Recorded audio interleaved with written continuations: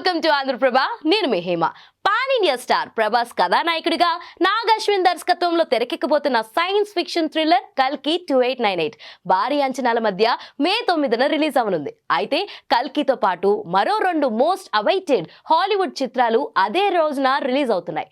అవి పూరీస్ ఎ mad math saga, Kingdom of the planet of the apps. దీంతో ఈ 2 సినిమాల రూపంలో కల్కికి ఆరంభంలోనే ఎదురు దెబ్బ తగులుతున్నట్టుగా కనిపిస్తుంది.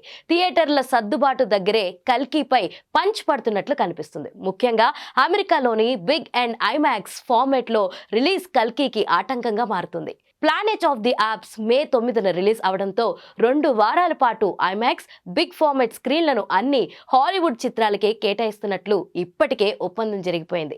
సైన్స్ ఫిక్షన్ థ్రిల్లర్ ని కేవలం బిగ్ స్క్రీన్స్ లోనే చూస్తేనే ఆ మజా దొరుకుతుంది. అది సినిమా రెవెన్యూకి ఎంతో లాభదాయకంగా ఉంటుంది. ఏ సినిమాకైనా మౌత్ టాక్ కీలకం కాబట్టి ఆ టాక్ తోనే జనాల్లోకి సినిమా వెళ్ళిపోతుంది.